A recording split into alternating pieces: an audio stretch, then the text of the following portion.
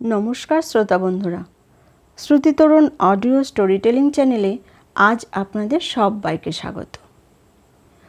আজ আপনাদের পড়ে শোনাচ্ছি নিজাম কাদির বিল। এটি একটি ভূতের গল্প। গল্পটি লিখেছেন জরাসন্ধ। জরাসন্ধ আসলে লেখকের ছদ্মনাম। লেখকের আসল নাম চারুচন্দ্র চক্রবর্তী। লেখকের আরও অনেক লেখার মধ্যে তামসী, মসিরেখা, ন্যায়দণ্ড, উত্তরাধিকার, তৃতীয় নয়ন ইত্যাদি। উপন্যাস তামসী অবলম্বনে হিন্দিতে বন্দিনী নামে চলচ্চিত্রায়িত করেন প্রখ্যাত বাঙালি চলচ্চিত্র প্রযোজক ও পরিচালক বিমল রায় এবং এটি সেরা সম্মান লাভ করে। আজ শুনুন নিজাম কাদির বিল। গল্পটি শুনুন, সঙ্গে থাকুন। কত আর বয়স তখন, 6-7 বছর হবে। তবুও চোখ বুজলে সব চোখের সামনে দেখতে পাই। মামা বাড়ি যাচ্ছিলাম, অনেক দূর, যশোরের সীমানা ছাড়িয়ে। শুকনোকালে আগাগোড়া হাঁটা পথ, বর্ষাকালে নৌকো। রাত থাকতে বেরোলে একটা গোটা দিন, গোটা রাত, তারপরেও বেলা দুপুর। আমি হবার পরে মার আর যাওয়া হয়নি। দিদিমা বারবার খবর পাঠাচ্ছেন। মা বললেন, চল দিদাকে দেখে আসবি, বয়স হয়েছে, কবে চলে যান। আমি তো ভীষণ খুশি। পূজার ঠিক পরে খাল, বিল, নদী, নালা, ধান ক্ষেত সব জলে ভর্তি। আকাশ পরিষ্কার, বেরোবার পক্ষে সবচেয়ে ভালো সময়। ঘরের নৌকো, মাঝি নটবর সারা বছরের লোক। অন্য সময়ে ক্ষেত খামারে কাজ করে, বর্ষার দিনে নৌকো চালায়। সঙ্গে রইলেন সেজদা, কলকাতায় কলেজে পড়েন, লম্বা ছুটিতে বাড়ি এসেছেন। নটবর মানুষটা একটু নড়বড়ে, হুঁকো নিয়ে বসলে আর উঠতে চায় না। তার ওপর বয়স হয়েছে, চোখেও কম দেখে।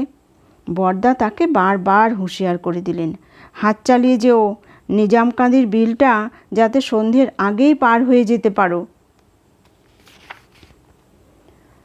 নটবর ভরসা দিল, আপনি ভাববেন না কর্তা, সন্ধে হবে কেন, দুপুর নাগাদ বিল পাড়ি দিয়ে ফেলব। নিজাম কাদির বিলের কথা আমি মার মুখে আগেই শুনেছি। ওখানে নাকি কী সব ভয় আছে। রাতের বেলায় পার হতে গেলে মাঝিদের দিক ভুল হয়ে যায়, সারা রাত ঘুরে বেড়ায়, অনেক সময় ওপারে আর পৌঁছতেই পারে না। শোনা যায় এমনি করে কত লোক মারা গেছে। কি যে হয় তাদের কেউ বলতে পারে না। তবে সাহস করে কোনো নৌকোই সন্ধ্যের পর বিলের পথ ধরে না। নটবরের আরেকটা গুণ আছে, বেশ খেতে পারে এবং একটু ভালো মন্দ খাবারের দিকে ভীষণ লোভ। একটা বড় খালের ভেতর দিয়ে নৌকো চলছিল। খানিকটা পরপর ভেসাল। দুটো বিশাল লম্বা বাঁশ যেন পা ফাঁক করে পড়ে আছে জলের মধ্যে। তলায় জাল বাঁধা। বাঁশ দুটোর একদিকে একটার সঙ্গে আরেকটা কাঁথা। সেইখানে চাপ দিয়ে মাঝে মাঝে যখন জল থেকে টেনে তুলেছে একজন, জালের ওপর ছটফট করছে মাছ। রায়েক, সরপুঁটি, পাবদা, শোল, পোনার বাচ্চা, আরও কত কি। দেখে দেখে নটবরের জিভে জল এসে গেল। রান্নার সরঞ্জাম সঙ্গেই আছে। দুপুরের দিকে কোথাও নৌকো বেঁধে তোলা উনুনে দুটো খিচুড়ি ফুটিয়ে নেবেন, এই ছিল মার প্ল্যান। নটবর বলল, কী রকম বড় বড় রায়েক দেখছেন মাঠায় রেন। মা বুঝলেন তার মনের কথা, হেসে বললেন, মাছ কুটবার বঁটি যে আনিনি। তাতে কি হয়েছে, দাঁড় হয়েছে তো, আমি কুটে দেব, আপনি ভাববেন না। এক আনায় এক হালি মোটা রায়েক। মা রাঁধেনও চমৎকার। নটবরের ভোজনটা শুধু গুরু নয়, একটু গুরুতর হয়ে গেল। তারপরেই বালুয়ের ওপর খানিকটা গড়িয়ে নেওয়া। অনেক ডাকাডাকির পর যখন উঠল, তখন বেলা আর বেশি নেই। নিজাম কাদির বিলে পড়বার আগেই সন্ধ্যা পেরিয়ে বেশ কিছুটা রাত হয়ে গেল। যে খালটা এসে বিলে পড়েছে তার ঠিক মোহনার পাশেই একখানা বাড়ি। নৌকোর শব্দ পেয়ে সেখান থেকে একজন দরাজ গলায় হাঁক দিল, নাও কোথায় যাবে? সুখচর। সাড়া দিল নটবর। সুখচর। গলা শুনে মনে হলো লোকটি অবাক হয়ে গেছে। তামাক টানতে টানতে এগিয়ে এলো। নাও ভিড়াও। সুখচরে কোন বাড়ি যাবে জিজ্ঞেস করতেই বেরিয়ে গেল এরা মামাদের খুব অনুগত লোক। আমাদের না নামিয়ে ছাড়বে না। তাছাড়া এই রাত্রিরে বিল পাড়ি দেবা তো কথাই ওঠে না। রাতটা তাদের কুঁড়ে ঘরে কাটিয়ে যেতে হবে। যাতে তারা নমশূদ্র, আমরা বামুন। রেঁধে তো আর খাওয়াতে পারবেন না। মাকে 4টে চাল ডাল ফুটিয়ে নিতে হবে। মেয়েরা সব ব্যবস্থা করে দেবে। কর্তা গিন্নি হাত জোর করে ঘাটে এসে দাঁড়ালো। না বললে তারা শুনবে না। মা মুশকিলে পড়লেন। কুঁড়ে ঘরে কথাটা তারা বাড়িয়ে বলেনি। ছোট্ট একখানা পাটকাঠির বেড়া দেওয়া খড়ের দোচালা, সামনে খোলা বারান্দা, আর ওদিকে একচালা গোয়াল, তার মধ্যে 3-4টে গরু, সামনে এক চিলতে উঠোন। এর মধ্যে কোথায় উঠবো আমরা? তবু মাকে নামতে হলো। বারান্দায় একটা খেজুরের চাটাই বিছিয়ে দিল তাকে। হঠাৎ শুনতে পেলেন ঘরের মধ্যে ফিসফিস করে বলছে বউটি, চাল যা আছে কুলোবে না, তাড়াতাড়ি কোনো বাড়ি থেকে 4টেখানি ধার করে আনো। লোকটি যখন একটা ছোট ধামা নিয়ে বেরিয়ে এলো, মা বললেন, শোনো, অবেলায় খেয়ে আমাদের কারো খিদে নেই। তাছাড়া এত রাত্রিরে রান্না করা অনেক হাঙ্গামা। আমাদের সঙ্গে চিঁড়ে মুড়ি খইটই আছে, তাতেই হয়ে যাবে।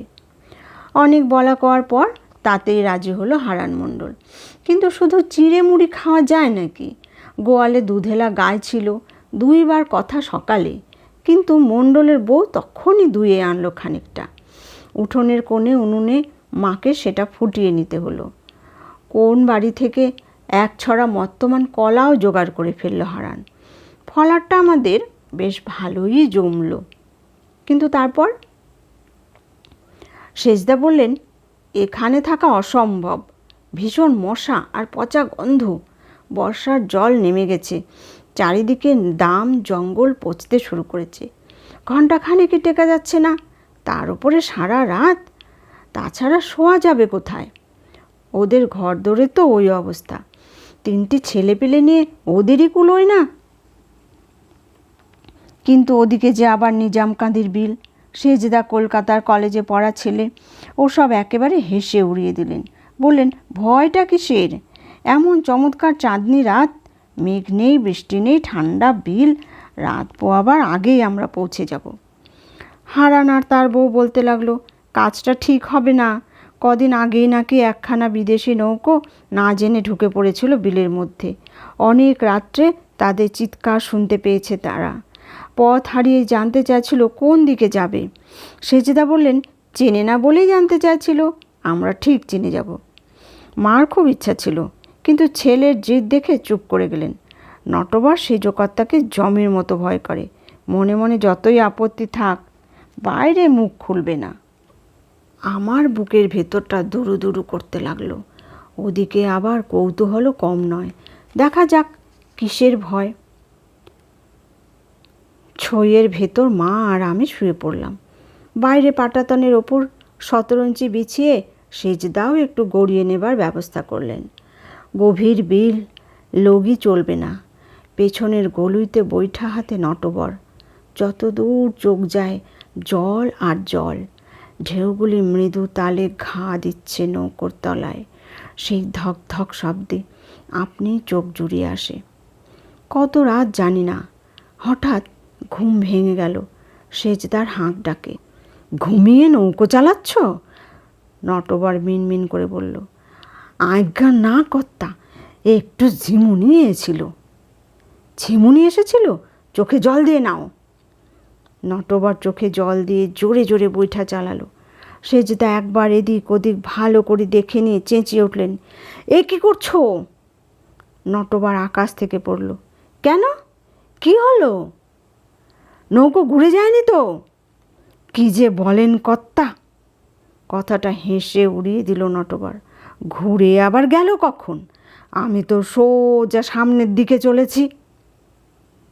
তা তো চলেছ বুঝলাম, কিন্তু আমরা যখন বেরোই চাঁদটা ছিল বাঁ দিকে। এতক্ষণে ডান দিকে চলে যাবার কথা, বাঁ দিকে রইল কী করে? তা আমি কেমন করে বলবো? চাঁদ কোথায় যাবে না যাবে আমি কি জানি। একটু পরে ফর্সা হয়ে গেল। ভোরের আলো ফুটে উঠল পূর্ব দিকটায়। সেজদা উঠে ছই ধরে দাঁড়িয়ে বলে উঠল, যা বলেছি তাই। ওই তো সেই বাড়িটা। কোন বাড়ি? ওই যে কি মণ্ডল, যেখানে আমরা উঠেছিলাম সন্ধ্যের পর। মা ছইয়ের ভেতর থেকে উঁকি মেরে বললেন, ও মা, তাই তো। লোকজনের আওয়াজ পেয়ে হারান মণ্ডল বেরিয়ে পড়েছিল। নৌকো চিনতে পেরে ছুটে এলো ঘাটের ধারে। সেজদার দিকে চেয়ে বলল, খুব বেঁচে গেছেন কর্তা। ব্রাহ্মণ বলে তেনারা কোনো ক্ষতি করতে পারেননি, তা না হলে। বাকিটা মনে করে তার গায়ে কাঁটা দিয়ে উঠল। চোখ বুজে দুহাত কপালে ঠেকালো। গল্পটা এখানেই শেষ। কেমন লাগলো গল্প পাঠ? কমেন্ট বক্সে কমেন্ট করে জানাবেন। ছোট্ট একটা লাইক দিয়ে দেবেন আর অনেক অনেক শেয়ার করবেন। ভালো থাকবেন। ধন্যবাদ।